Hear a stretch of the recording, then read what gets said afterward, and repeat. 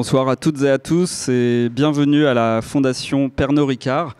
Je suis très heureux de vous accueillir ce soir pour ce premier événement lié à Monde Nouveau, donc à ce projet dont vous avez certainement entendu parler puisque vous êtes là ce soir avec nous.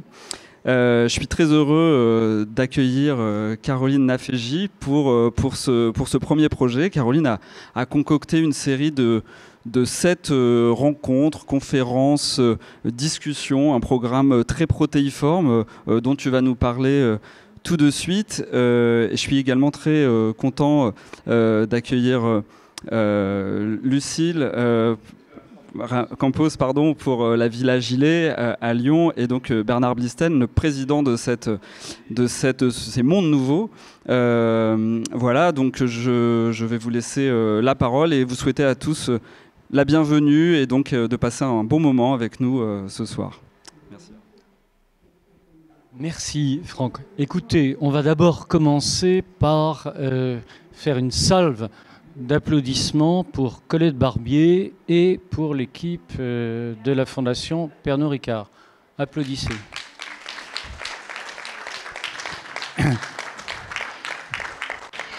Parce que l'équipe est là, mais Colette n'est pas là. Cette histoire est née d'une complicité, comme toujours, formidable avec Colette.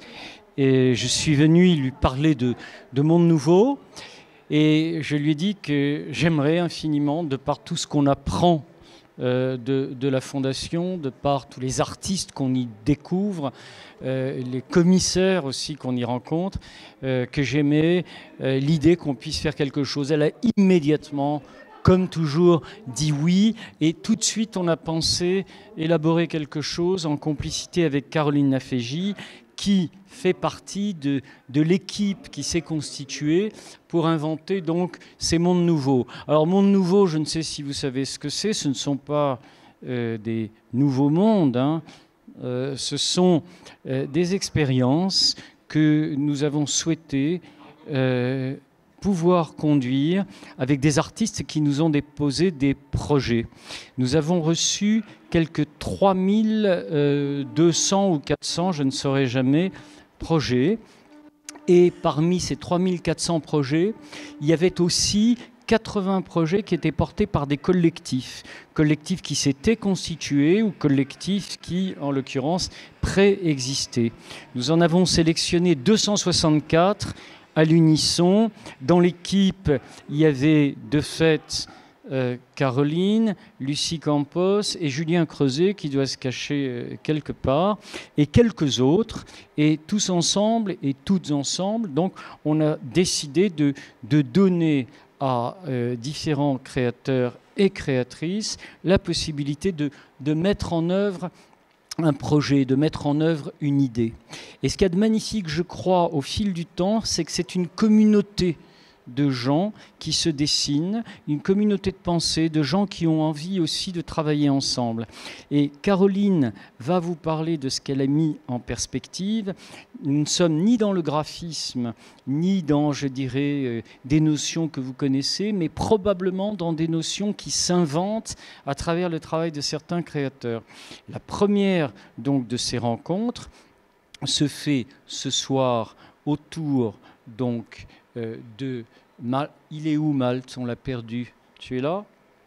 Autour de Malte Martin, du collectif donc Mots Voyageurs et de différents complices qui sont avec lui, et également donc de Simone Lagrand qui, pour l'occasion, donc a aussi conçu un texte. Donc nous sommes entre la question même de l'écriture, d'une écriture située, dirait Lucie, et d'une écriture qui aussi s'invente à travers le travail graphique, typographique, mis en espace, mis en mouvement par Malte. Et donc, au fil du temps, une autre complice nous a rejoint, qui est Chloé Siganos, qui dirige les spectacles vivants du Centre Pompidou. Donc, on est vraiment devenu une petite bande hein, qui travaillons ensemble et qui partageons les choses ensemble. Donc l'idée, si vous voulez, c'est d'offrir à travers 7 rendez-vous, 7 expérimentation, cette possibilité de faire en quelque sorte se rencontrer des gens, des artistes venus d'horizons et de disciplines différentes dans des perspectives jusqu'alors inusitées. Voilà, je ne parle pas davantage, je laisse évidemment Caroline nous raconter comment elle a bâti ce projet. Moi, je suis extrêmement heureux qu'on soit ici, parce que d'ici, j'ai beaucoup appris. Pour vous dire même, vous faire une confidence, quand, avec Maud Dessaigne, qui est la chargée de production de l'ensemble de ces projets, je me suis retrouvé à devoir faire un projet au début du premier confinement, dans l'urgence même de ce moment où il fallait donner aux artistes, aux créateurs de tous horizons, la possibilité de reprendre confiance et d'élaborer quelque chose. Ce que j'ai fait, c'est de prendre la liste, j'ose le dire, tu le répéteras, de prendre la liste des artistes qui avaient été invités ici au fil de toutes ces années par la fondation, donc Pernod Ricard, par Colette et par son équipe. Donc il y a quelque chose, je crois, de tout à fait émouvant qui se fait, qui se dessine, qui se poursuivra au fil de ces rendez-vous et bien évidemment de beaucoup d'autres choses. La messe est dite. Merci beaucoup Bernard. Bonsoir à tous. D'abord un immense merci à la Fondation Pernod Ricard de nous accueillir et cette équipe qui est si formidable, avec qui on travaille là maintenant depuis quelques semaines. Et merci aux deux premiers artistes et designers qui ont accepté de jouer le jeu de cette nouvelle aventure après celle déjà grande aventure des mondes nouveaux. Ce à quoi vous allez assister ce soir, c'est une forme très hybride qui est née d'une rencontre de un collectif et une artiste qui ne se connaissaient pas en juin dernier, que l'on a associé compte tenu des affinités que l'on a pressenties au sein du comité entre le projet de l'un et le projet de l'autre. Donc il ne s'agit absolument pas d'une restitution de leur propre projet pour les mondes nouveaux, mais d'inventer ensemble, autour de cette rencontre, une forme qui est celle qu'ils vont vous livrer ce soir. Donc on ne sait pas tout à fait ce qu'il va se passer. Sur l'ensemble des 7 soirées, on aura des formes très très différentes. Certains prendront des formes plus chorégraphiques, des lectures, des comédiens qui vont prendre la parole, des designers qui vont montrer des objets ou se confronter à la matière. Aucune soirée ne se ressemblera. Et vous êtes là ce soir à assister à cette première soirée de rencontre à la fois de deux équipes des mondes nouveaux, mais aussi de disciplines qui n'ont pas l'habitude de se côtoyer. Ce qu'on cherchait à faire aussi, c'était de tenter de sortir d'une présentation un peu figée et souvent en PowerPoint, on est assis face à un artiste qui nous présente son projet. On avait envie d'être davantage dans le vécu et l'expérience même de la proposition artistique qui était faite. Donc, j'en dis pas plus pour ce soir, mais Lucie, je sais que tu as quelque chose qui tient vraiment à cœur de dire pour les mondes nouveaux.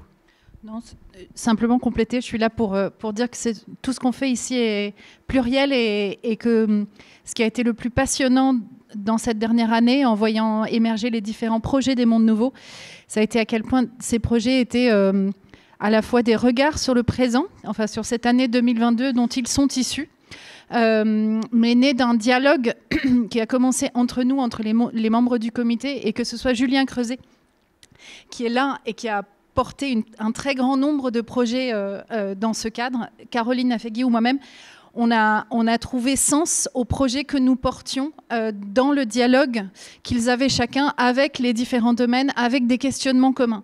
Il y a des questionnements qui traversent cette soirée, des questions sur les mots, sur la manière dont ces mots voyagent et prennent sens dans les lieux différents.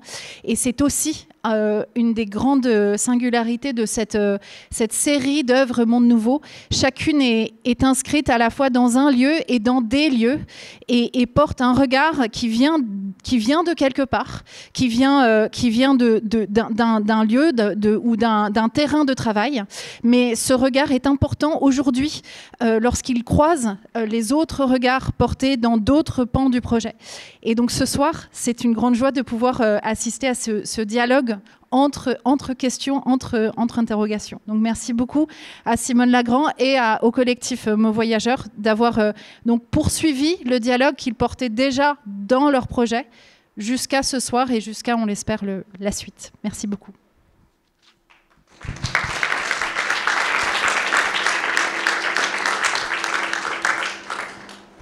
Messieurs, dames, bonsoir. Messieurs, dames, bon souhait. Moi-même qui suis debout devant vous là, je viens de quelque part. Ce quelque part s'appelle la Martinique. Et ce soir, j'ai des questions, non pas sur la Martinique, mais sur vous, et pour vous, avec vous. Et comme chez moi, généralement, quand on accueille les gens, on leur propose de s'asseoir sur la véranda, la terrasse, quand on a un peu plus d'euros. Alors je vous propose une petite cour. Et puis, on va parler. N'ayez pas peur. N'ayez pas peur. Je viens de quelque part. Allons ensemble, en nous. Dans ce quelque part-là d'où je viens, on parle deux langues. Parfois, on en parle une plus que l'autre. Parfois, on déparle une. Parfois, on transforme l'autre. Parfois, on parle créole, parfois on parle français, parfois on fait notre créole parler français, parfois on fait notre français parler créole. Alors, moi qui n'avais pas prévu d'être en face de vous, je voulais être au milieu de vous, au mi-temps même de vous, mi-temps. Mais je vais me mettre là. Tiens, peut-être même que je vais me mettre là. Ouais, là. Comme ça, je pourrais vous donner mon dos, comme on dit chez nous, et en même temps mon devant. Non, chez moi, on ne peut pas dire ça, parce que quand on donne son devant chez soi, c'est autre chose. Messieurs, dames, j'ai des questions pour vous. Quelle langue parlez-vous? Vous parlez français? Aïe, les messieurs, dames n'ont pas de langue. Ils ont perdu leur langue. Il paraît qu'en France, on dit « le chat a pris ta langue ». C'est vrai ça? J'aurais bien aimé savoir pourquoi on dit ça. Quelle langue parlez-vous? Vous parlez français? Mais quel français? À quoi ressemble ce français que vous parlez? A-t-il les yeux bleus? Mange-t-il du mafé ou du calalou? Ce français que vous parlez, l'avez-vous déjà entendu parler par quelqu'un d'autre de la même façon? Vous parlez quelle langue? Elle vous parle, cette langue? La langue que vous parlez est-elle influencée par la situation que vous vivez, le lieu où vous êtes, votre humeur, Mercure en rétrograde? Y a-t-il une façon intime de parler une langue? On en parle en privé? Des M? MP? Parlez-vous un jargon? Vous arrive-t-il de manquer de mots? Qu'est-ce qu'un dialecte? Est-il possible d'exercer un pouvoir dominant sur une façon de parler? Vous est-il déjà arrivé de vous reprocher de parler comme vous parlez? Est-ce qu'il vous arrive de vous dire que vous n'avez pas encore trouvé votre français à vous?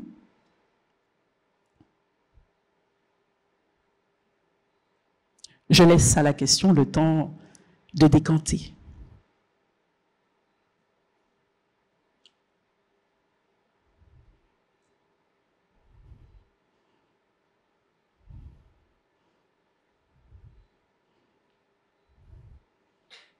Est-ce qu'il vous arrive de vous dire que vous n'avez pas encore trouvé votre français à vous? Ce français-là, le vôtre, serait-il plutôt celui que vous parlez ou celui que vous écrivez? Est-ce qu'un patois est une langue et l'idiome dans tout ça? Que pensez-vous de votre français? Une langue peut-elle appartenir à quelqu'un? Votre français à vous? Et mon français en perd-il son latin? Comment vous sentez-vous quand vous ne comprenez pas ce qui se dit autour de vous? Comprendre une langue, est-ce une chance? Un soulagement? Ne pas comprendre une langue, qu'est-ce que c'est alors? Que diriez-vous de cette phrase d'Alain Rey? Vous savez, cet observateur de l'évolution de la langue française, linguiste, lexicographe, écrivain, il dit: quand une langue n'emprunte plus à une autre, elle se fige. Une langue doit-elle être claire, transparente et le droit à l'opacité? Un mot vous a-t-il déjà dépaysé? On se comprend? Je me comprends. Enfant, jouiez-vous à inventer des langues, des langages codés, des signes? Trouvez-vous la langue française hospitalière? L'hospitalité linguistique est-elle un devoir? Quel est le rôle d'une langue? Comprenez-vous tout de votre langue maternelle? Doit-on apprendre sa langue maternelle? Est-il possible d'apprendre une autre langue maternelle? Quand vous parlez français ou une autre langue, vous demandez-vous parfois si cela convient? Pensez-vous que certaines langues sont plus appropriées à certains contextes, certaines situations? Pensez-vous que certaines langues sont plus appropriées à certains contextes? Et si on pouvait choisir une langue pour les disputes, une autre pour les caresses, une autre pour la paperasse? Ça vous dit? Ça vous parle? Empruntez-vous des mots ou des expressions à d'autres langues? Un mot peut-il appartenir? Si oui, à qui? Votre français est-il le vôtre? La linguiste française Henriette Walter écrit dans l'Aventure des mots français venus d'ailleurs: on oublie souvent que la langue française s'est enrichie au cours de sa longue histoire de milliers de mots venus des quatre coins du monde, du grec, du celtique, du francique, mais aussi de l'italien, de l'anglais, de l'espagnol ou du portugais, et encore de l'arabe, du persan, du turc, du japonais et des langues amérindiennes ou africaines. La langue française avait-elle l'intention de rendre un jour les mots qu'elle a empruntés aux langues voisines? L'utilisation d'autres langues vous permet-elle parfois d'exprimer de façon précise un sentiment, une émotion, une idée que vous ne pouvez pas exprimer dans votre langue maternelle? Une langue peut-elle appartenir à un groupe? Vous demandez-vous parfois si le français est aspiré par d'autres langues? Vous arrive-t-il de vous sentir à l'étroit dans votre propre langue? Parlons peu, parlons bien. Que faire quand un mot manque à sa langue? Inventer un mot neuf? Il est déjà arrivé de croire que vous avez inventé un mot pour réaliser plus tard qu'il existait déjà?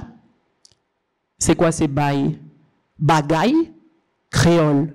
Bagage, bail, français. Bagaille, bail ça, bail donne. Des bails de langage, des affaires de mots.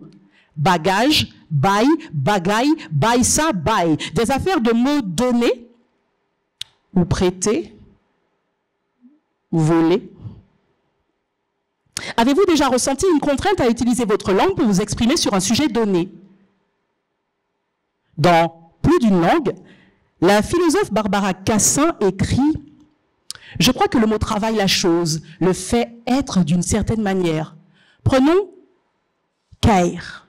Vous connaissez ce mot? Oui? Oh oui. Pourquoi tant de désespoir? Que vous a-t-il fait ce mot? Vous avez un bail avec ce mot? Ah, en français, que dit-il? Soin. Sur les réseaux, on entend tout le temps parler de soins. Care, self-care, empowered, oh, care, Saturday care, Sunday care, il faut se soigner. L'année dernière, on a entendu beaucoup parler de soins. L'année d'avant aussi. Ouf. Est-ce qu'on est vraiment soigné? On va s'en occuper. Caer, le mot grec qu'on utilise pour saluer. Il ne signifie pas du tout bonjour, ni good morning ou welcome, il veut dire très littéralement jouis. Prends plaisir, réjouis-toi. C'est du soin, ça. Quand on se salue dans cette langue, on ne dit pas « passe une bonne journée » ou « que le jour soit beau », on dit « jouis ». Ce n'est pas pareil. C'est un monde qui se dessine là. Quand on rencontre ou quitte un autre latin, il lui dit « Vale, porte-toi bien, sois en bonne santé ». C'est encore un Quand on dit bonjour en hébreu ou en arabe, on dit shalom, salam. Que la paix soit avec toi. Le monde s'ouvre de manière complètement différente selon la langue si l'on vous dit « passe une bonne journée, jouis, porte-toi bien » ou « la paix soit avec toi ». Vous choisissez. Si vous deviez apporter des modifications à la langue que vous parlez, quelles seraient-elles? Vous autoriseriez-vous à les faire? Pensez-vous qu'une langue puisse mourir sous le coup d'une autre langue, comme engloutie, avalée? Les langues sont-elles des agglomérants capables d'aider? Oh, je ne parle. Les langues sont-elles des agglomérants capables de dévorer d'autres langues?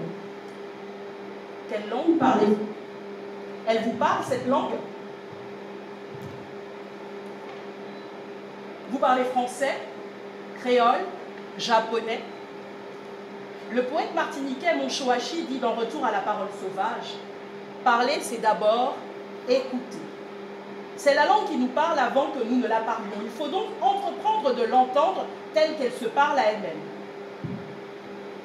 Ça au fait. Qu'as-tu fait? C'est ainsi que l'on se salue en créole martiniquais. Dans toute langue, la parole qui salue ouvre la porte sur le monde que cette langue installe. La parole qui salue n'est donc pas seulement un signe que s'adressent deux personnes qui se rencontrent. À côté de ça au fait, l'autre terme de la salutation créole, moi là, je suis là. Vous êtes là? Oui. Vous êtes là? Êtes-vous sûr?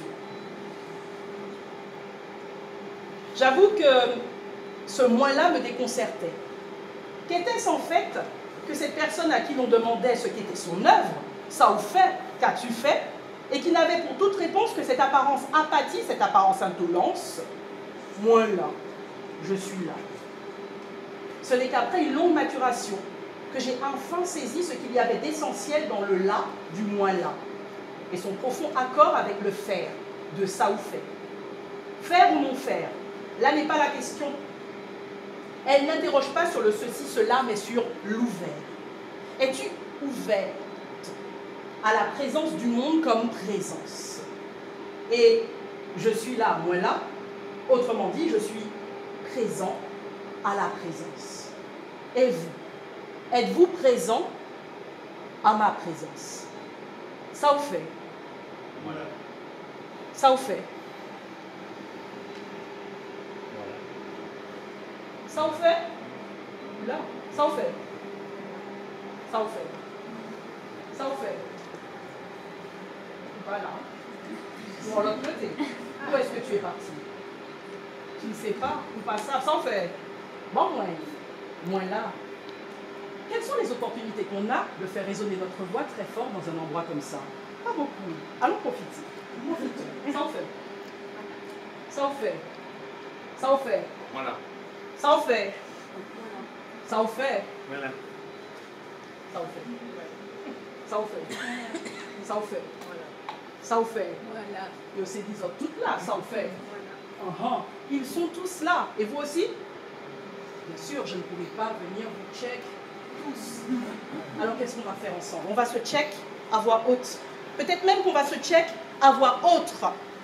Combien de fois j'ai l'opportunité de faire des gens qui parlent tout le temps français parler créole? Pas souvent. Souvent, c'est mon créole que je fais parler français. Alors, ce soir, je vais faire votre français parler créole. Ça vous fait? Et vous savez quelque chose? Les gens de la Fondation Pernod Ricard et de mon nouveau ne savent pas, mais je suis inépuisable. Tant que le moins là ne va pas me satisfaire, on va le faire. Alors, ça vous fait? Voilà. Ça vous fait? Voilà. Ça vous fait? Voilà. Ça vous fait? Voilà. Ça y dit, hein? Il y a des moments où si on ne donne pas la réponse à la question, on ne sait pas. Il y a peut-être des gens qui savent répondre à ça. Ça y dit, hein? Ça y dit, hein? Ça zot dit, hein? Nous là? Est-ce nous là? Est-ce que mon voyageur là? Vos voyageurs et autres là? Ça y dit, hein? Ça vous fait? Eh oui, ça y dit, hein? Nous là, ça vous fait moins fait en bagaille, bon, moins là.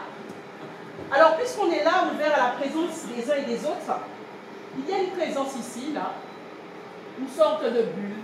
Au début, je me suis dit, tiens, une bulle. On a rarement l'occasion de rentrer dans la bulle de quelqu'un.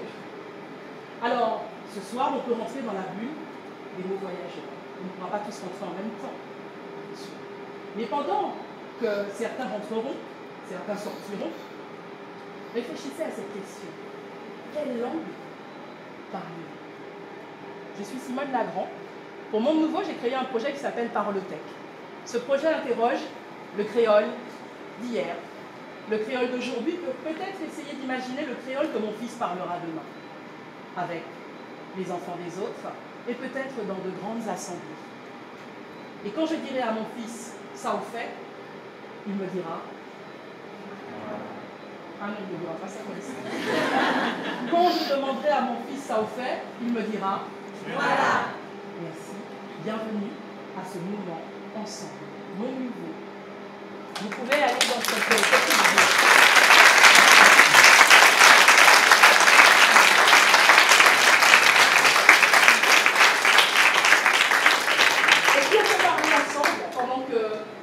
N'ayez pas peur, cet espace-là est un espace qu'on peut traverser, comme les mots le traversent. Tout à l'heure, on a parlé de quelque part. Ici, nous sommes quelque part, mais il peut devenir complètement ailleurs. Alors, quand vous rentrez, réfléchissez bien à où vous allez, où vous voulez aller, et peut-être où vous irez une fois que vous serez dedans. Vous entendrez des mots en créole, vous lirez des mots en français, et d'autres parfois dans d'autres langues, parce que les mots voyagent, comme vous avez pu le comprendre. Alors, bonne traversée. Et puis, à un moment ou à un autre, vous entendrez quelqu'un vous dire « ça vous fait ». Et à ce moment-là, nous irons tous ensemble dans un autre événement.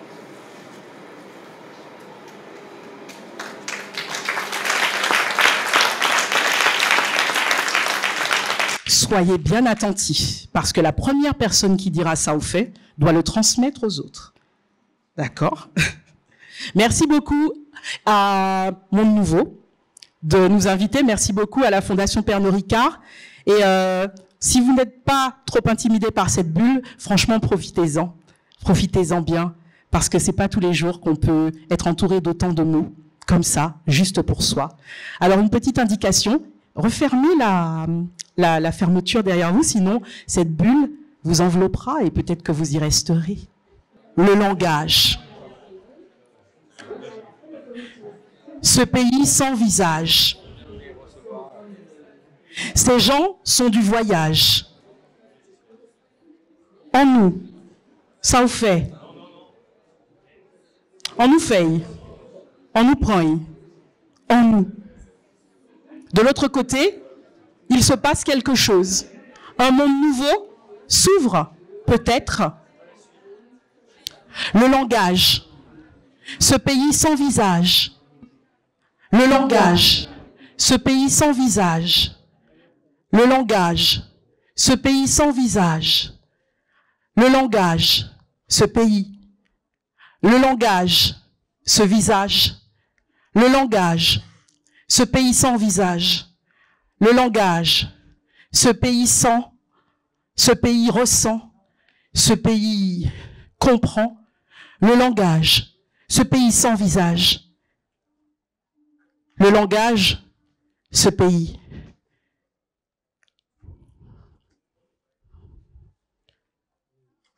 Le langage, ce pays sans visage.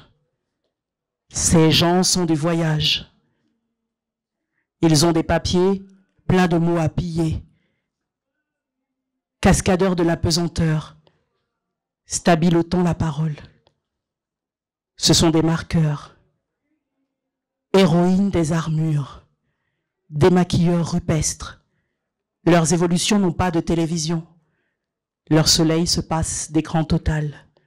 Mais elles sont, toi, l'écouteur, détends l'oreille, sors du monde, veille, lâche la prise des courants altérateurs, oublie la voix légale et donne des répondeurs à l'écho de mots coraux, conteurs. Souffler dans le vol d'un mal fini, posé sur les ailes d'un albatros qui érige des tours de force, grattant le ciel pour voir sous son vernissage des éclats d'indigo, dessinant des portraits d'union, collapsant les égaux. Ici, c'est leur pays. Pas de visa, juste des paysages bruts. Personne, personne, personne pour les dévisager ou activer la touche mute. Ils ont l'envie devant eux, ces citoyens du comble, et les jours après jours les rassemblent. Ces mots-là, parfois, habitent des blessures sacrées. Ils ont vu des printemps se faner en massacre, manquer être mangés en goulag infect, et pourtant ils ont des fêtes plein la tête, des sommets à gravir, des histoires à agrafer, puisque leur sommeil s'agrafe à des mornes enchantées. Et tandis qu'ils parcourent ce monde en chantier pour lui construire des passerelles, les mots voyageurs répondent à l'appel. En ombre chinoise, sur les murs des réseaux, en hashtag abruti de virtuelle déraison, semé sur sable fin sous l'empreinte des migrants, épelé par cœur dans les bouches des enfants sur les quais du métro, sous les pagnes d'égaux, reniant les égaux qui pètent toujours plus haut, en français, en créole, jamais en langue de bois. Ils portent une parole, debout et sans paroi. Ils ont le goût de la Seine, de la rivière Pilote ou le parfum d'une île, viennent d'un archipel. Ces mots sont des noms d'îles. Avec eux, je n'ai pas les pieds sur terre. Je n'aime pas les non-dits. Je raconte la sueur, les pleurs, les tragédies, les joies des pourfendeurs, l'écho des mots parleurs qui disent toujours tout haut ce que disent les penseurs. Je ne cherche pas à plaire et parfois je fais peur. Peu importe ma syntaxe, je conjugue mes ardeurs en italique, Times New Roman, en cursive ou en braille. Avec mon franc parler, je colmate les failles. Brodé à la main, sur les lèvres des gueux, les peu, les chiens, les riens voient à travers mes yeux. Avec mes mots, je suis une vagabonde à la prose libérée, inclassable et sans filtre, j'ai le flot passionné. En basket et cravate, je murmure mes raisons, j'abolis les frontières. Le monde est ma maison. Tagué comme une suture, j'annule les ratures. Gueulé comme une blessure, j'ouvre les fermetures. Dans les cales des bateaux, sur les ailes des oiseaux, épelant les mémoires, renissant du chaos, en action, en parole, jamais en omission. Je porte mon drapeau, mon verbe et ma nation. Et tandis qu'il parcourt ce monde en chantier pour lui construire des parallèles, mes mots voyageurs se font pousser des ailes. Mesdames, bon souhait. J'ai dit bonsoir. Dans mon pays, on parle fort. Mesdames, bon souhait. J'ai dit bonsoir. Dans mon pays, on parle fort. Et ici, dans cette salle, c'est mon pays. Dans mon pays, on se salue. On dit bonsoir, avec force, avec tendresse. On dit bonsoir, peut-être pour jouir de la nuit, de la soirée, peut-être pour être en paix, je ne sais pas. La paix est-elle toujours nécessaire? Messieurs, dames, bon souhait. Messieurs, dames, bon souhait. Bon souhait. Messieurs, dames, bon souhait. Messieurs, dames, bon souhait. Messieurs, dames, bon souhait. Messieurs, dames, bon souhait. Messieurs, dames, bon souhait. Messieurs, dames, bon souhait. Merci pour vos voix. Malte, prends Mike là, c'est à haut. On travaille autour d'un corpus de mots qu'on appelle le trésor des mots voyageurs, qui sont en fait ces mots français qu'on pense éminemment français, mais qui en fait viennent d'ailleurs, qui souvent ont une histoire très longue, parfois rocambolesques.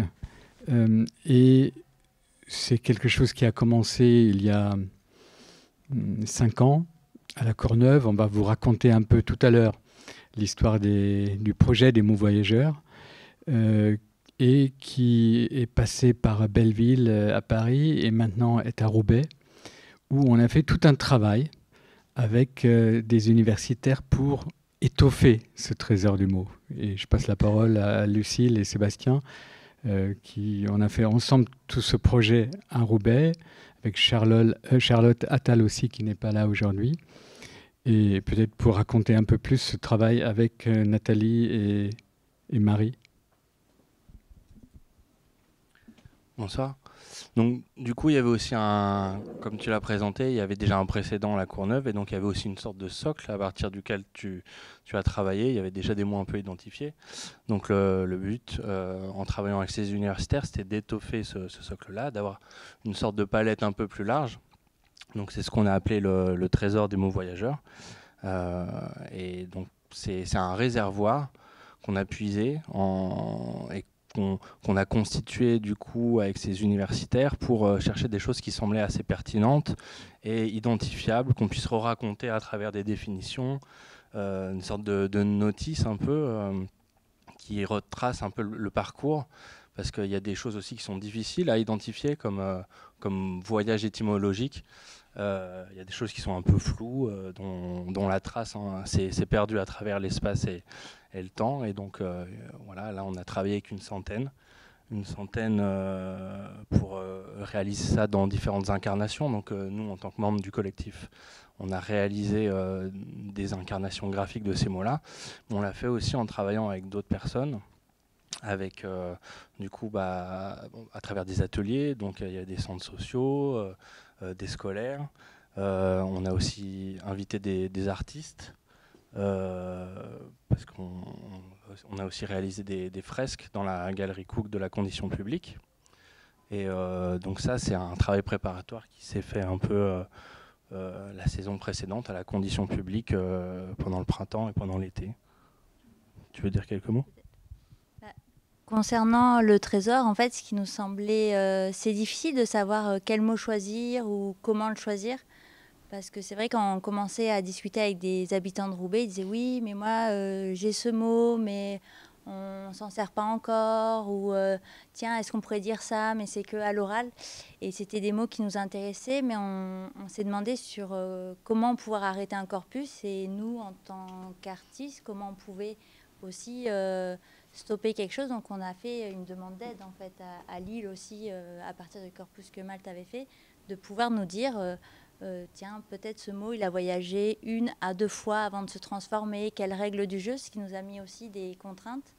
Et ce travail sur les mots était assez intéressant parce qu'il y avait donc ces contraintes-là du fait que le mot ait voyagé au moins 1 fois et soit rentré dans 2 valises donc.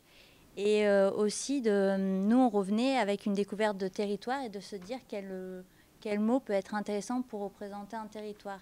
Donc, comme on était dans le Nord, au début, on a cherché sur la question du commerce, du textile. Puis finalement, on s'est plutôt mis sur les verbes d'action. On n'en a pas beaucoup trouvé, mais en fait, on collectionnait les mots comme ça au fur et à mesure des catégories. Donc, le textile, on a gardé Grignier, qu'on a gardé dans notre sélection en rencontrant Simone d'ailleurs, parce qu'on ne l'avait pas mis dans notre collection. C'est le seul verbe de notre trésor. Mais voilà, donc on avait ces collections-là et on se rendait compte aussi qu'il y a des expressions qu'on entendait dans le Nord comme sadrage pour la pluie ou des choses qui étaient rentrées aussi, qu'on pensait être une expression un peu locale, mais qui étaient rentrées dans la langue française et dans le dictionnaire. Donc c'était un peu un jeu comme ça entre des oralités, des traces et une mémoire qui a déjà infusé dans la langue française et dans ces institutions, ce qui nous semblait aussi important de mettre en place avec ce travail-là. Alors, comme j'ai dit, on va vous raconter tout à l'heure d'où vient ce projet, mais là, c'était un peu pour vous dire que Simone a puisé un tout petit peu dans ce trésor d'une centaine de mots qu'on a accumulés. Et par ailleurs, effectivement, des nouveaux mots qu'on a découverts. Lucille vient de mentionner drache, qui là n'est pas un mot français universel, c'est vraiment un mot régional, picard, ch'ti, pour dire ça pleut, ça drache, qui a des origines hollandaises. Et justement, la situation frontalière a fait qu'il y a eu beaucoup d'échanges de mots. Un autre que j'ai découvert qui m'a complètement étonné, un mot d'origine un peu néerlandaise, mais aussi picard, c'est cauchemar. Cauchemar vient de cette région-là. Mais voilà, Simone, on a choisi 3. Je vous montre juste vite fait 3 dans des représentations de notre travail de créateur graphique, puisque pour nous, tout ce travail linguistique est bien sûr un support, si ce n'est un prétexte absolument formidable pour des créations graphiques, typographiques. Et vous allez découvrir beaucoup plus tout à l'heure. Mais vous voyez ici ces notices scientifiques faites avec Nathalie Gaziglia et Marie Louis-Joseph de l'Université de Lille qui ont étouffé ce trésor et qui ont fait les notices scientifiques. Le mot cauchemar et sa définition. Bon, on a une autre. Et le mot grignier et sa définition. Mais je laisse de nouveau la parole à Simone qui a complètement sa propre histoire, sa propre explication de ces 3 mots-là. C'est vrai que le mot grignier m'a plu tout de suite. Parce que chez nous, on dit grien, griendant. Chez les Haïtiens, ça veut dire rire.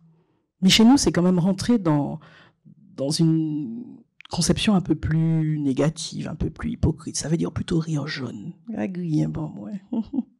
On fait souvent ça quand on n'a pas envie vraiment de dire aux gens qu'on ne les apprécie pas, mais qu'on est poli. Alors on grigne, qu'à grille. Et il m'a d'autant plus intéressée parce qu'il vient finalement de la couture. Et ma mère était couturière, alors je me suis dit, tiens, c'est drôle comment les mots traversent la mer, arrivent et deviennent d'un tissu plissé un sourire froncé. Me taire ou parler, dire des mots, savoir ce qu'ils veulent dire, un cauchemar. Une parade, grigner. Ces mots, d'où viennent-ils? Quelles grilles ont-ils traversées? Quelles histoires ont-ils déjà racontées? Quels enzolages faudra-t-il qu'ils fassent pour que leur emploi n'impose un moment pour les dire?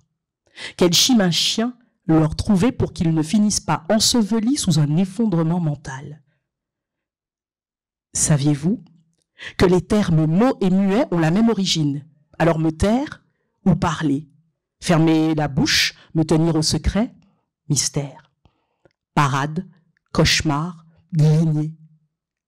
L'âme ouverte aux 4 vents, j'apprends. J'écoute les corps parler. Parfois ils déparlent, parfois ils chuchotent. Mais comme j'apprends, j'écoute. Je tends l'oreille à bras ouverts, j'absorbe les pertinences à goulou grand fal que je suis des choses qui font le monde. D'ailleurs, le monde tourne et vire, parfois fou, pied pour tête. Moi, je m'y prends. Histoire d'amour entre ma mémoire disloquée et le bal poussière des infimes invisibles. Mon cœur bat au rythme des mots couturés au bord des lèvres que j'embrasse chaque jour. Sao passave, grand passéo. Je ne sais rien, et ce rien est plus grand que moi. Alors je le regarde les yeux fermés. Mon envie de savoir lui prend la main. C'est ainsi que l'âme ouverte aux 4 vents, j'épelle mes rêves cardinaux. Tel répondait, à voix égale, il me raconte l'incompris et le beau. Et c'est ainsi que liane offerte à la rencontre, je tresse les alentours et leurs échos. Et voilà mes vieux rêves au parfum pénible, étranglés par ma joie, piétinés par mes loas. Mes cauchemars couchals s'en vont dormir ailleurs. Leur temps n'est plus mon heure. Mais l'ailleurs me répond, « Hé, meuf, garde ton vieux rêve pour toi, c'est ça même.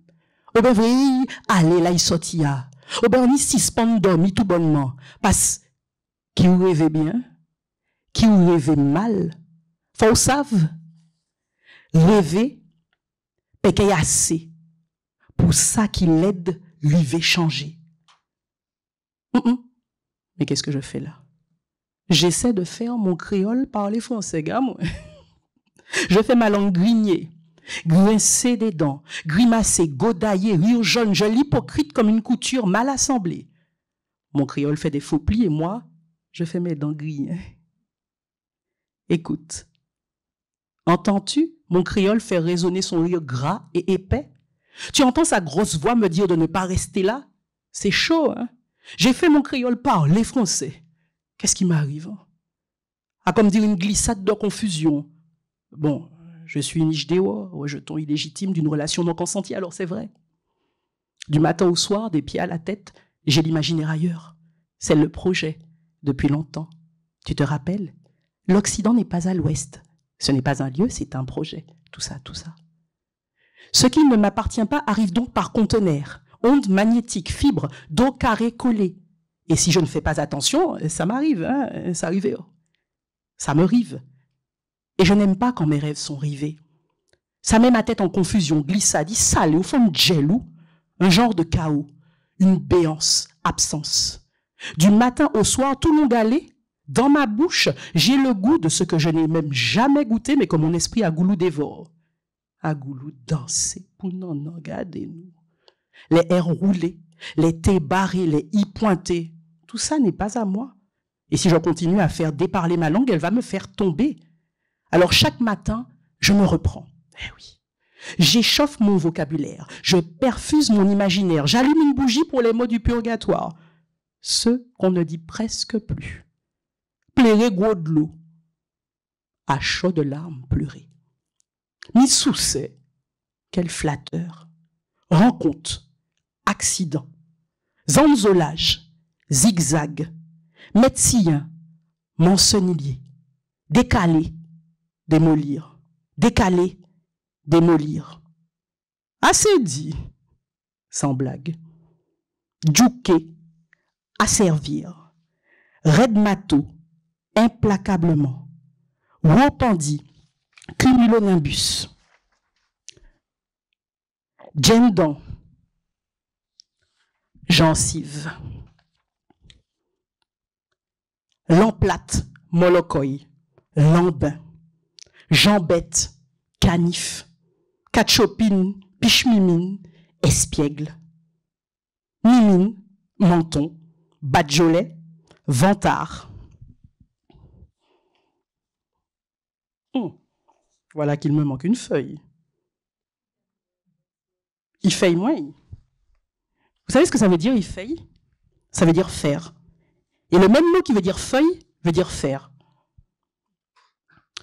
Dans le purgatoire des mots, il y a aussi empale, de l'aide, emmoué, à l'aide, jambé, traversé, fil à plomb, équilibre, pistache, cacahuète. Mais oui, on dit pistache pour cacahuète et alors. Cahier, capituler, dépaler, déraisonner et divaguer, quitter, laisser, lever, mouche rouge, se mettre très en colère. Ces incantations sont ma parade, tiparade contre grand coup bâton domination. À force de mignonnage, mon créole cesse de bouder et revient à moi. Mais pour punir mon insolence, mon créole me parle français. Au catchimet de mes deux yeux, j'ai vu des heures gagées, pop-up renissant, cerf-volant renversé dans un ciel transparent, des minutes éternelles, gorge d'air liquide, non-lieu, espace-tempo, huis clos juré craché. Des heures de tout ou rien, brodées sur du satin, tels des mous bains trop mûrs, sequins d'ébriété, comme la nuit et le jour mêlés, en un quatrain sans rime, déposition pour grands, poème pour enfants, récité sans mémoire, écrit sur un miroir, une feuille de bananier ou sur le front d'un morne baisé par une diablesse, au jupon de savane.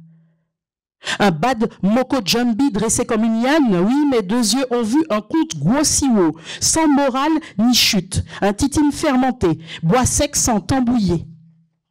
Un mas à poésie. Un welto désafi, une parade bien trouvée pour tomber sans casser. Une histoire racontée par un style pan blagueur. Une voix de diable bleu esquivant le chaos paré de chants vibrants, mangeurs de totoblo. Oui, c'est ça même.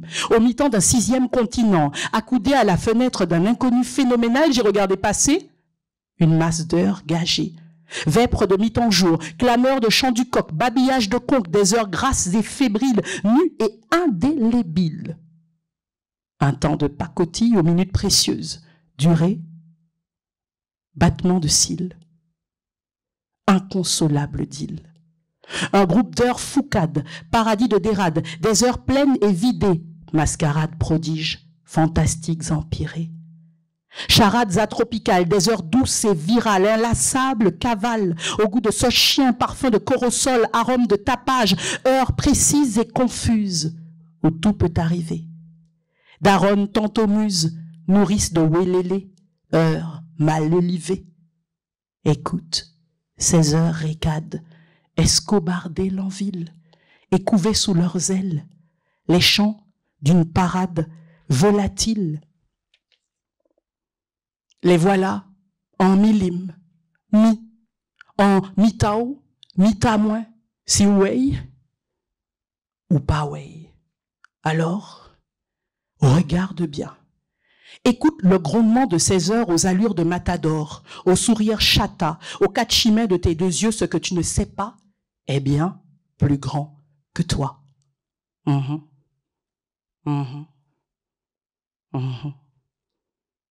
Moi, comme je suis hardi, comme mon toupet est aussi haut qu'un pied de mamé qu'on a laissé tomber, je réponds une prière à mon créole, un mantra.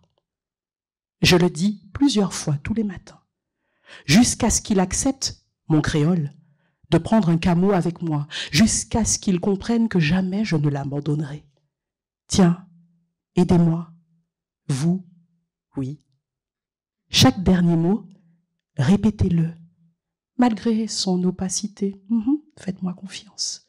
Répétez-le comme on back un rappeur ou comme on marque le tempo. Créole, c'est un label philosophique. C'est quand on s'arrête filer à Zofi qu'a tout fait fall à français forçant, offensant correctement politique. C'est gens nouillés, nous té, nous sé, nous ké, nous pé, sans pé. C'est quoi le dernier mot? Ah ouais, mon péké pé. Parce que créole, c'est un manier, dit pas Jean mettez-nous à genoux, op. C'est longue bagaille, bitin et puis bête qui nie l'intelligence à moun, agence en tête. Qui connaît la joie, la paix, urgence, gojette, la fête. Créole, c'est en philosophie qui n'en gêne nous. Faut pas y gêner nous. Il y en a qui suivent. Ça qu'a pas les créoles, c'est ça qui en a fait, qui fait un en nous fait sans prend fait. Qui les paroles qui chargent vancées en zafeille, sorti en bas feuille. Philosophie créole, c'est en fil à plomb. Faut pas nous pède, sinon nous dread, faut pas les dread. Philosophie créole. Philosophie créole. Parade, cauchemar, grenier.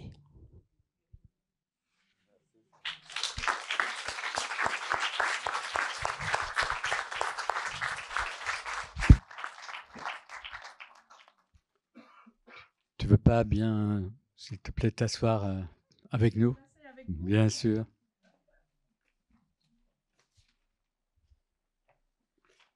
Vous racontez peut-être l'origine du projet Mots Voyageurs. Je commence comme ça et Lucille et Sébastien vont prendre le relais pour raconter ce qu'on fait aujourd'hui, maintenant, à Roubaix, à la Commission publique. Et Jean-Christophe Levasseur, le directeur de la Commission publique, nous a fait plaisir d'être là, qui nous a accueillis déjà une petite année et ça va aller jusqu'à la fin de l'année. Voilà.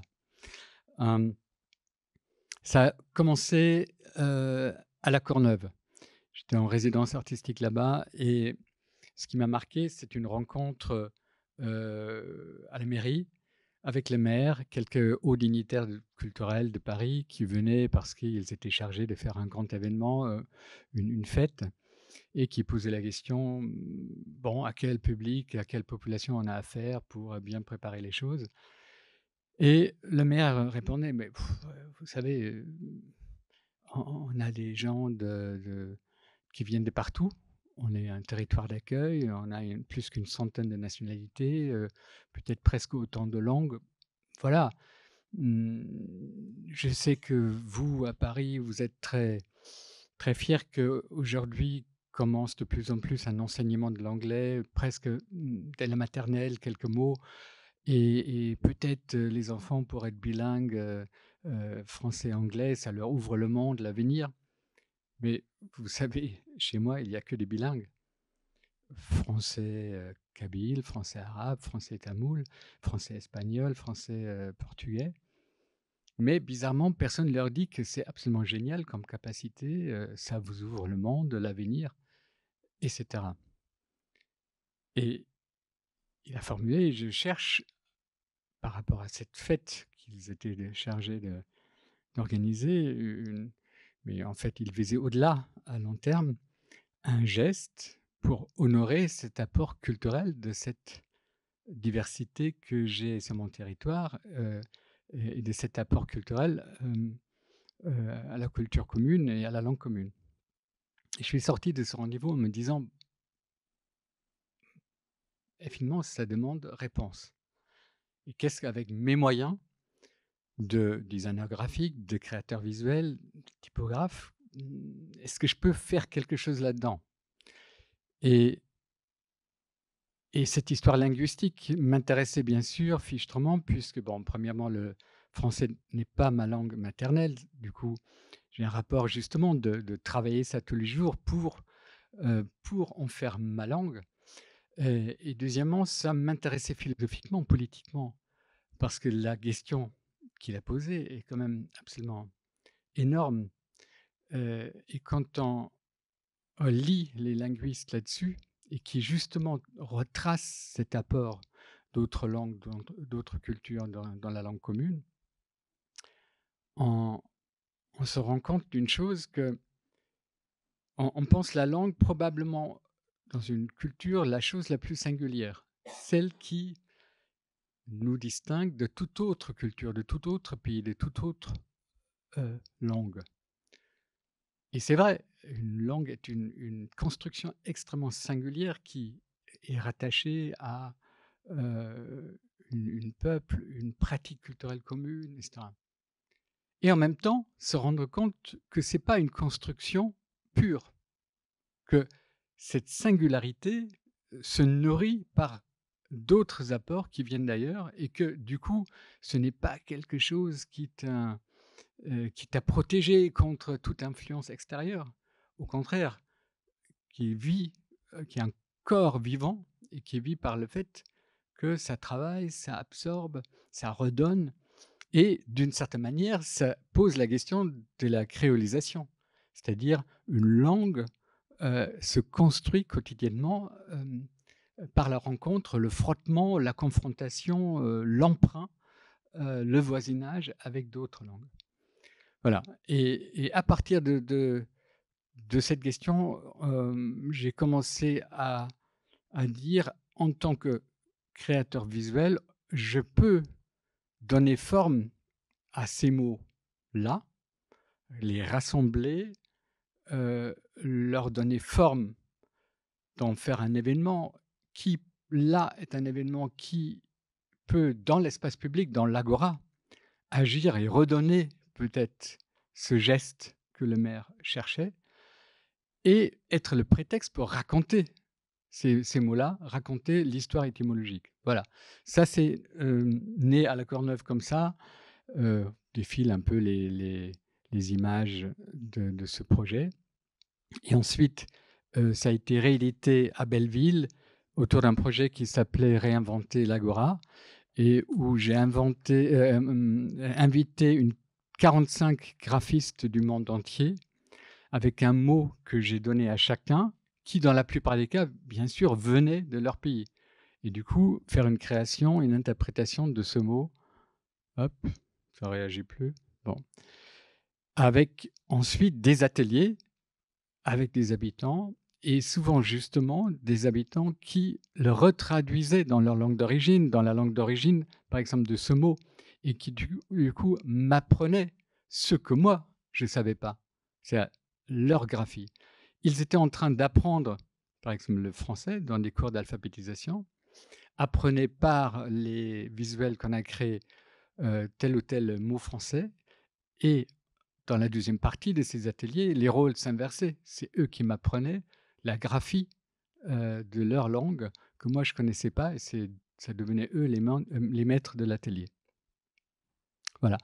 Je passe à Lucille et Sébastien pour raconter qu'est-ce qu'on a fait maintenant à Roubaix, parce qu'à chaque fois, autour de cette même thématique, c'est une autre édition avec d'autres moyens et une autre mise en scène visuelle qu'on réinvente complètement. Et spécialement à Roubaix, c'était un travail sur des mois pour trouver le bon projet, le bon langage, les bons supports, la bonne manière de inscrire sur le territoire. C'est en fait des projets qui sont complètement contextuels, qui s'inscrivent sur un territoire et qui sont faits de manière contributive avec la participation des habitants du territoire.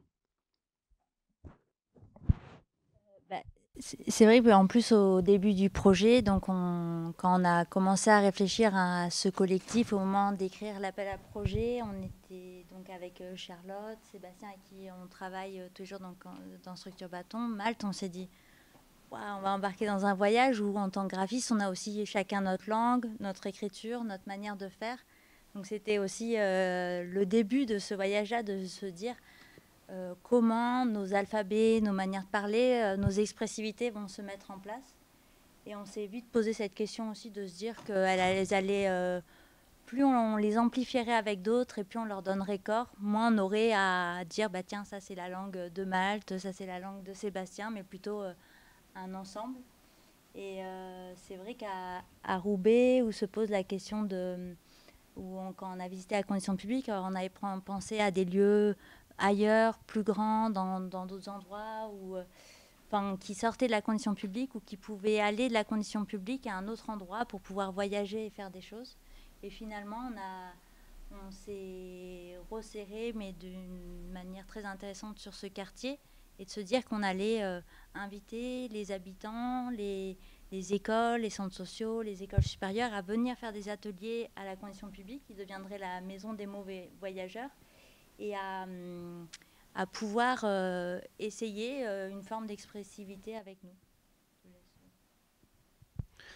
Oui, et puis c'est vrai qu'en découvrant le contexte local de la condition publique, on découvrait aussi la culture de Roubaix, et on a été aussi un peu impressionnés d'en prendre connaissance, parce que quand on nous a renseigné sur les habitants, sur le passé roubaisien, on nous a dit qu'il y a à peu près 120 communautés en fait qu'on pouvait dénombrer sur le bassin. Donc on a essayé un peu d'aller voir différentes associations culturelles.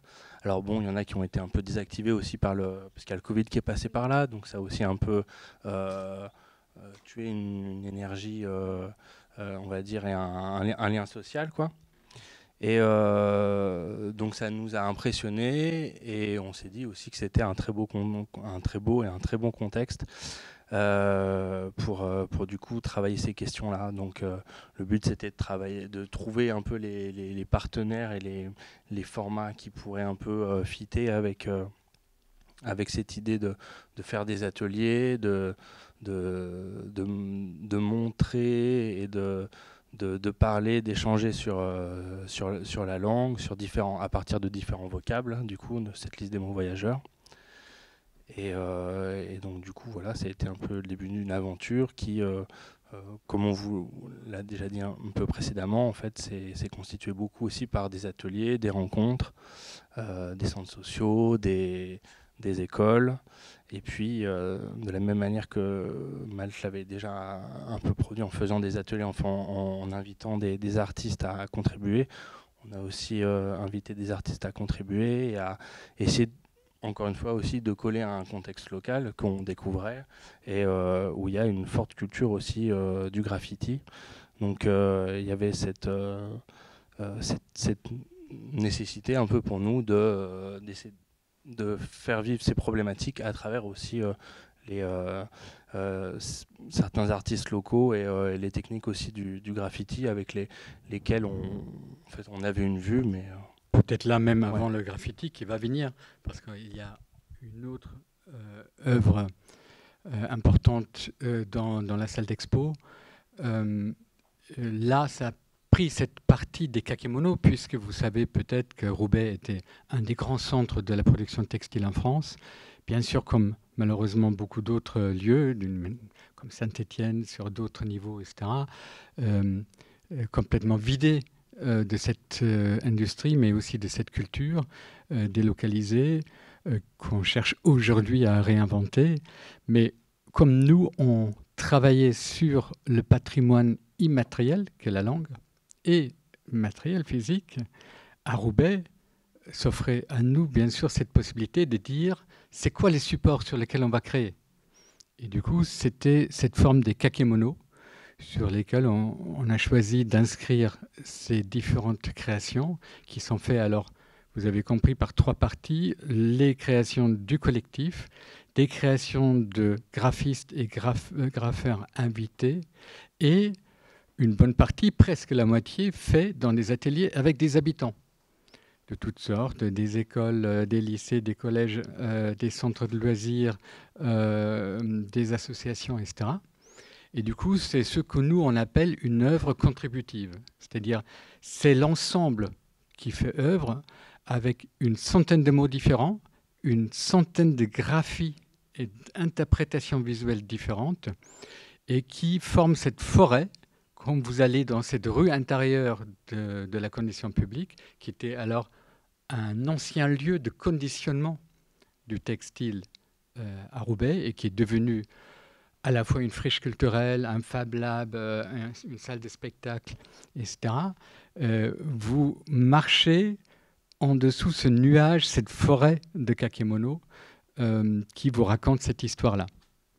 Et ensuite, il y a une deuxième histoire, c'est Vacarme, c'est cette exposition qu'on est en train de préparer. En fait, on vous raconte tout ça en venant jusqu'à hier minuit de travailler là-bas, de retourner ce soir pour terminer ces installations et les inaugurer avec Jean-Christophe le vendredi, samedi, dimanche. Et vous êtes bien sûr les bienvenus. Là, une plongée dans cette forêt où on voit cette multitude qu'on voulait exprimer. Là, quelques vues des ateliers. Atelier Kitaba, par exemple, des ateliers avec différents protocoles. Chacun de nous, chacun des graphistes, des designers, apporte une écriture et un protocole qu'il transmet, dans lesquels il initie des publics qui ne sont pas du tout des professionnels, des graphistes, etc. Là, c'est un protocole qui permet, à travers des pochoirs, de faire un métissage entre des graphies empruntées à la langue arabe et à la langue, à la graphie latine. Là, des ateliers dont vous pouvez témoigner, bien sûr, parce que c'est les vôtres.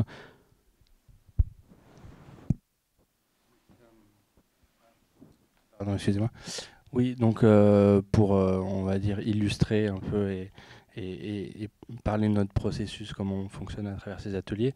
Par exemple, nous, ça a été d'utiliser une technique un peu qui est le pochoir, la lettre découpée ou les modules de lettres découpées à travers un objet qu'on peut appeler le normographe. Voilà, donc nous, on utilise cette technique depuis longtemps. C'est un détournement de normographe. Effectivement, souvent, on connaît un peu les normographes pour ces sortes de règles de lettres qui étaient utilisées un peu par souvent les ingénieurs ou les architectes pour écrire les lettres sur un plan. Et là, c'est des fragments de lettres qui sont utilisés à partir de cette technique. Et à partir de ça, on peut à chaque fois recomposer la lettre qu'on veut, parce qu'il y a différents vocabulaires de forme qu'on peut croiser. Et donc, nous, par exemple, on utilisait différents types de normographes. Mais les techniques se retrouvent. Tu parlais des ateliers Kitaba, donc du coup, c'est aussi cette technique de pochoir, où vous avez utilisé la technique un peu du pochoir aussi. Dans les ateliers Samuel Scotch, finalement, quelque part, c'est un négatif, c'est une empreinte. Quelque part, quand on utilise ça, c'est de la recombinaison un peu d'empreintes. Voilà. Donc, avec peut-être, dans votre cas, la spécialité d'emprunter à quelque chose qui s'appelle normographe et qui mérite bien son nom parce que c'était là pour normer, standardiser une écriture. Et en fait, vous la détournez et vous la rendez absurde complètement. C'est-à-dire vous réinventez cet outil pour faire des dessins, des lettres, des typographies, surtout non normées. Oui, c'est vrai que c'est un peu ça. Alors, c'est quelque chose c'est un outil qui est devenu très, très commun, qu'on utilise très souvent quand on fait des ateliers, qui provient du projet de diplôme qu'a fait Lucille quand elle a développé ses études en graphisme. Et quelque part, c'était effectivement une sorte de retournement un peu du principe de la norme.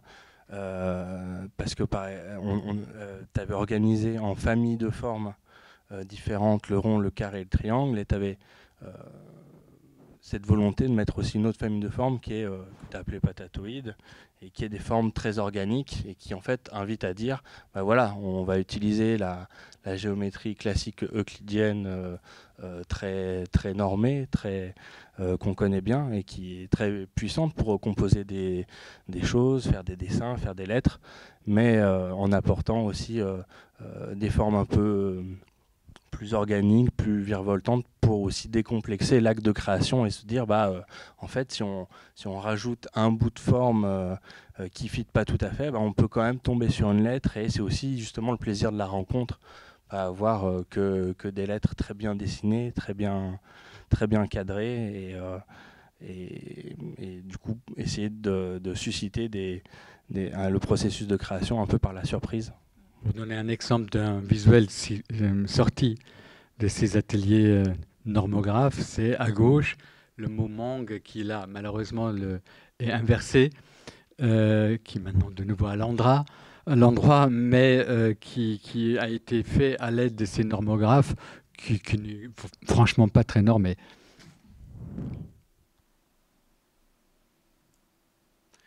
Peut-être tu veux dire... Je fais dans le mauvais sens. Non, mais on va juste faire une plongée dans cette exposition qui est un parcours immersif de fresques typographiques dans la salle d'exposition de la Condition publique, où on a invité alors un certain nombre de designers graphiques, de typographes, mais aussi de graffeurs. La Condition publique travaille depuis des années beaucoup autour du graphe. Normalement, c'est deux mondes qui travaillent autour du lettrage, mais qui ne se rencontrent pas. Des designers graphiques, des graffeurs, etc. Là, on a dit, banco, on va pour une rencontre entre des gens qui viennent des deux galaxies, qui travaillent la lettre à leur manière. On leur a donné un certain contingent de mots sortis du trésor des mots, une vingtaine, et on a fait un tirage au sort. Et chacun a dû prendre le mot qu'il a tiré. Du coup, maintenant, on fait une fresque de 2,50 m de haut, entre 4 et 12 mètres de long. Et vous avez une vingtaine de mots comme ça dans cette exposition, c'est-à-dire vous cheminez dans un parcours de fresque. Là, c'est en train de se faire. Clémence Passot, avec sa collègue, qui fait un mot. Bien sûr, on est là, pas dans des lisibilités immédiates, on est dans un jeu graphique où on peut se permettre de prendre son temps pour découvrir presque les chemins secrets du lettrage, de la langue. D'une certaine manière, ce que Simone fait avec ses mots, avec sa poésie, avec la mélodie de la langue, Nous, on n'a pas ce moyen-là, on n'a pas cette aisance-là. On a la possibilité, par la création typographique et visuelle, de donner une certaine intonation, de donner une certaine interprétation d'un mot, d'avoir une mélodie de la langue qui s'exprime par un rythme graphique. Quand vous regardez bien, c'est une fresque sur un coin et c'est le mot rodéo. Vous voyez dans le coin le petit rang rouge, ça vous met sur la piste à droite, ça doit être le R, etc. Et quand vous observez dans ce sens, vous allez découvrir ce mot-là. Là encore, une devinette assez forte, c'est un peu le jeu des vases grecs, où on ne sait pas si on regarde des visages ou un vase. En fait, les lettres se dessinent dans le blanc. C'est le mot zéro, un des très beaux mots avec une histoire étymologique absolument superbe. Ce mot est arrivé dans la langue française par le fait que les mathématiciens arabes en Indonésie venaient d'inventer ce concept absolument révolutionnaire du zéro en mathématiques, un chiffre qui n'existait pas avant. Ils ont cherché alors un an. Dans l'ancienne langue sanskrit, ils ont trouvé le mot qui correspond à l'espace vide. Ils ont emprunté dans le sanskrit alors ce mot. Et c'est par les mathématiciens arabes que c'est rentré dans la langue française, et pas seulement parce que zero en anglais a fait aussi le tour du monde.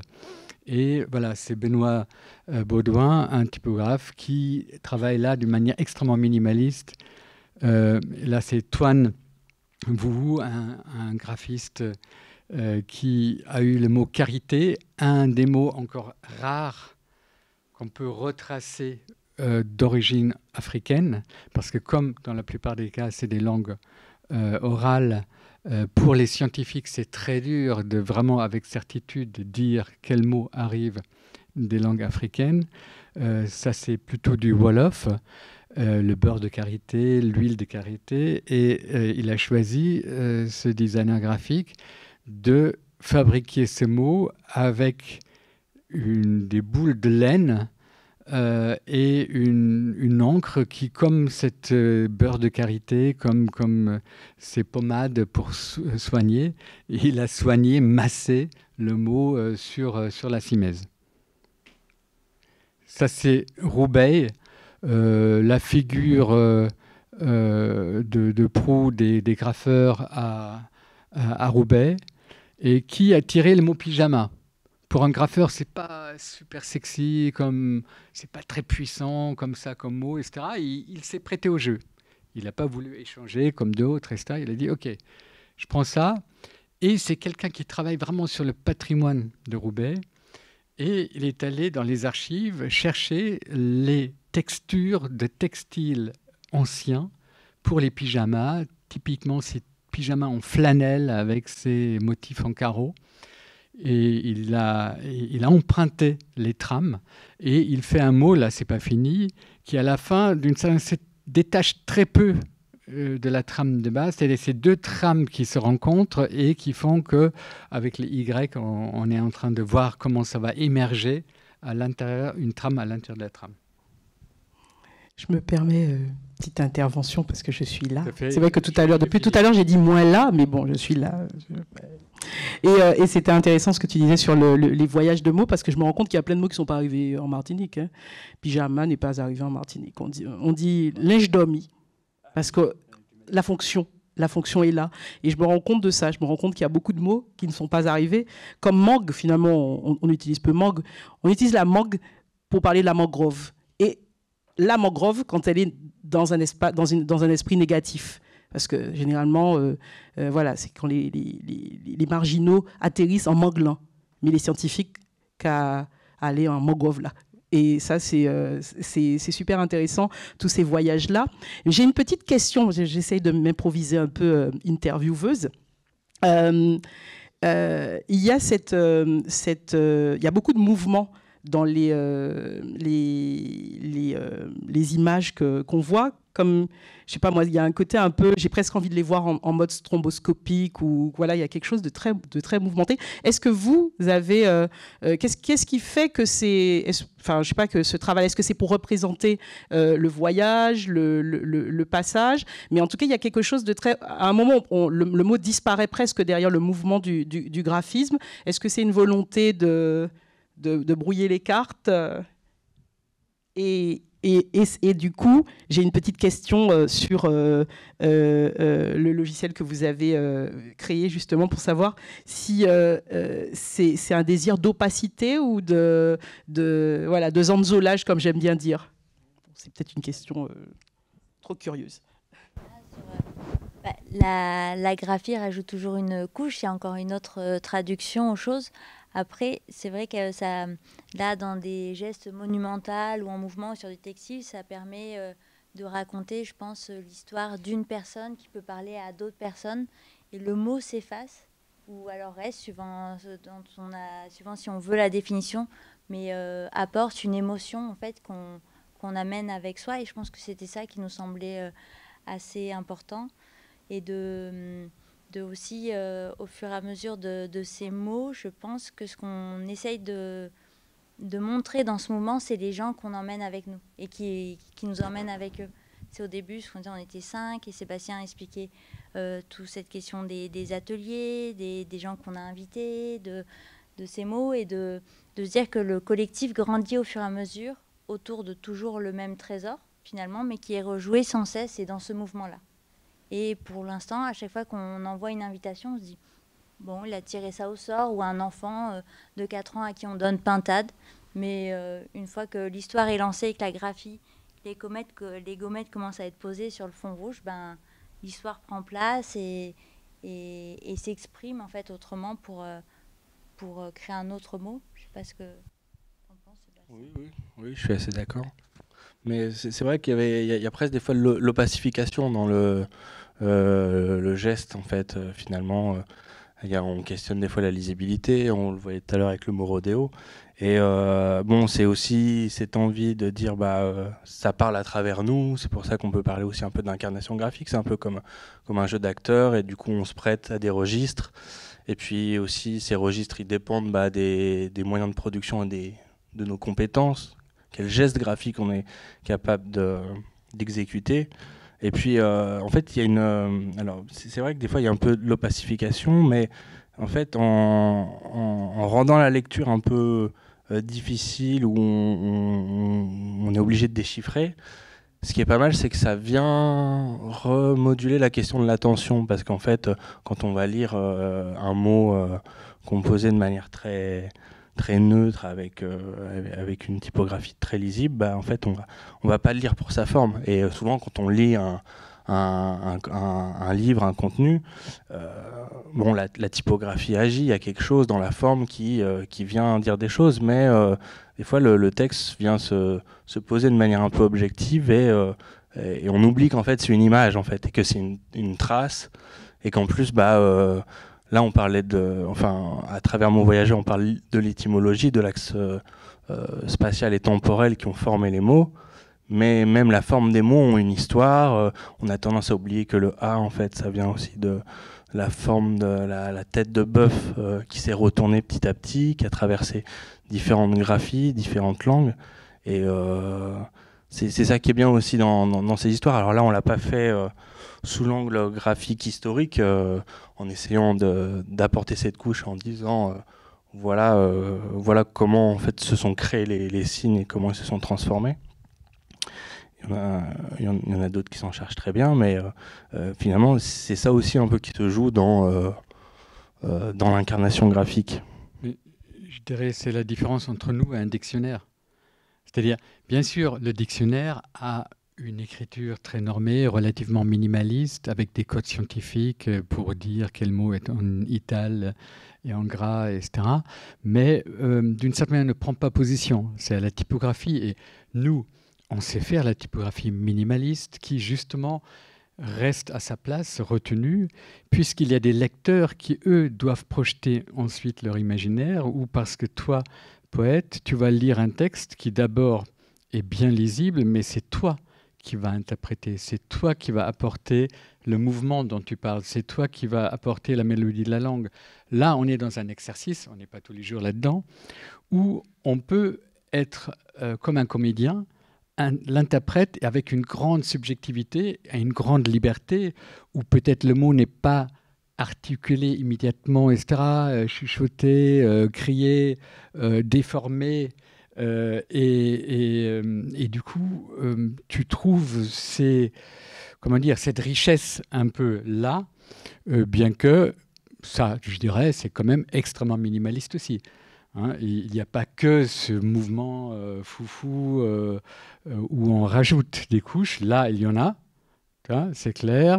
Là, ça devient quelque chose où on est entre le signe et une quasi-abstraction, et presque comme une langue secrète. C'est-à-dire, pour lire là le mot, il faut rentrer dans le code, comme dans une langue secrète, pour voir que c'est Avatar qui écrit là. Mais voilà. Et là, c'est le début du mot drache que j'ai essayé de dessiner, ça drache. Bon. C'est un mot que je vais emprunter pour le créole, parce que je trouve que c'est une belle onomatopée. On l'appelle drache, tu vois. Il y a quelque chose de, tu vois. Moi, j'avoue, je suis une artiste de la parole, de la scène vivante. Donc à chaque fois que je vois un mot, là, je l'imagine dit comme ça à voix haute. Et je sais qu'on avait parlé de peut-être la possibilité de continuer à solliciter notre public tellement attentif pour entendre leur voix. Peut-être un mot à la régie, je ne sais pas s'ils nous entendent, on peut switcher sur cette appli, cette installation qui aura lieu aussi là, dans cette exposition à la connaissance publique, qui s'appelle Superpo, qui est basée sur une création typographique qu'on a fait à notre atelier, et qui là est devenue quelque chose qui est comme une interprétation live de ce que chacun de nous dit, et qui, du coup, là, c'est presque un dialogue entre moi et la machine. Et on peut la tutoyer, elle nous tutoie, elle nous interprète. Parfois, elle ne me comprend pas toujours, mais vous allez voir, à la fin, elle essaye de corriger elle-même ses propres fautes et parfois les miennes, ou elle en rajoute, et c'est tant mieux. Voilà. Mais peut-être on peut... Voilà. Mais est-ce que votre machine parle créole? Alors, essaye. Alors, elle parle bien sûr sur des systèmes de reconnaissance de langue, et on peut par exemple la mettre sur l'anglais, machin, etc. Mais malheureusement, il faut lui dire avant. Elle n'est pas capable, elle n'est pas multilingue comme mes enfants à la Courneuve. Alors on va faire 3 essais. Un essai avec un mot créole avec une base française, un essai avec un mot créole avec une base anglaise, et puis un essai avec un mot créole avec une base taïno, par exemple. On va voir. Paol.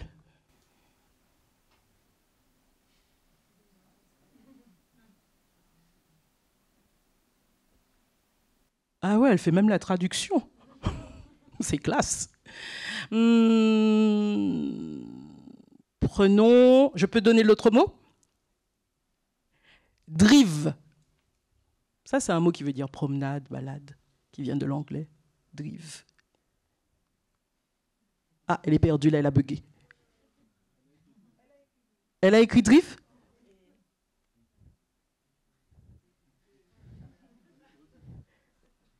Drive. Essayons de voir si vous dites drive, ce que ça va donner comme image. Par contre, il faut essayer de le dire de manière synchro, quoi. Parce que sinon, je pense que la machine, elle va se dire, attends, c'est quoi tous ces trucs? Donc, attendez, on va essayer de faire un truc. Donc, c'est drive. C'est un mot d'origine anglaise qui veut dire balade, voilà, une sorte de grande balade, mais qui peut durer longtemps chez nous. Donc, je vais vous faire signe, et tout d'un coup, il faut dire drive, mais beaucoup plus fort que tout à l'heure quand on parlait.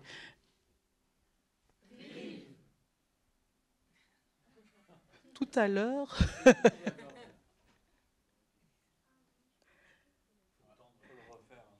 Non, en même temps, peut-être que tout à l'heure, vous allez driver, je ne sais pas. Ah mince, du coup, je ne peux pas parler tout le temps, c'est ça. C'est génial, ce truc. Alors, un troisième mot, un mot taïno. Qu'est-ce qu'on peut prendre? Je vais prendre... Cuit. Ah. Un cuit, c'est une calebasse coupée en deux. Et une calebasse donne 2 cuits. Dans une calebasse, il y a 2 cuits.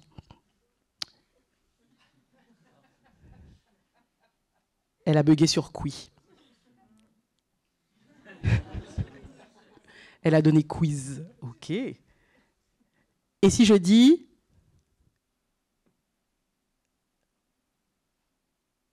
manicou?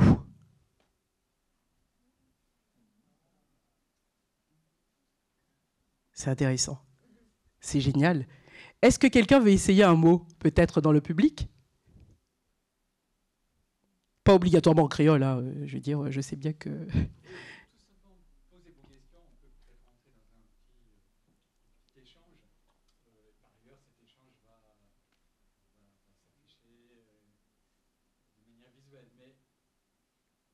Ouais. Il y a un micro dans le public?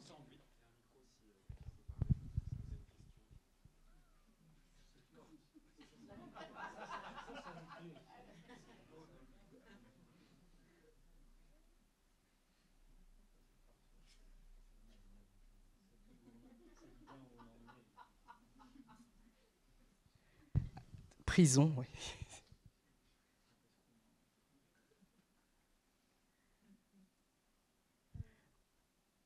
On va pas laisser ce mot-là tout seul, là, donc...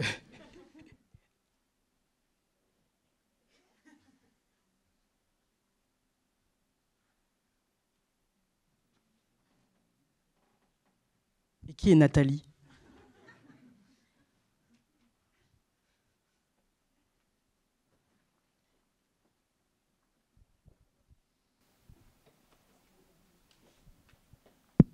Moi, je vais dire un mot. Je vais dire bicher. Bicher. C'est un mot qui veut dire faire un bisou à quelqu'un en bourguignon. Voilà. Donc, je vais finir sur un bisou, peut-être. Je pense que c'est le moment. Est-ce que quelqu'un a envie de dire quelque chose avant qu'on aille prendre un verre, peut-être de l'autre côté de la fondation? Je vous laisse également profiter de l'exposition Horizon. Horizon, tiens, est-ce qu'il connaît ce nom? Horizon. Bon, il ne connaît pas le nom de l'exposition, mais elle est toujours visible, donc vous pourrez la voir. Voilà, donc merci beaucoup à tout le monde pour cette première session de rencontre avec les mondes nouveaux. Je vous retrouve de l'autre côté de la fondation dans un instant. Et je vous remercie encore, notamment les personnes qui ont pris la parole. Au revoir.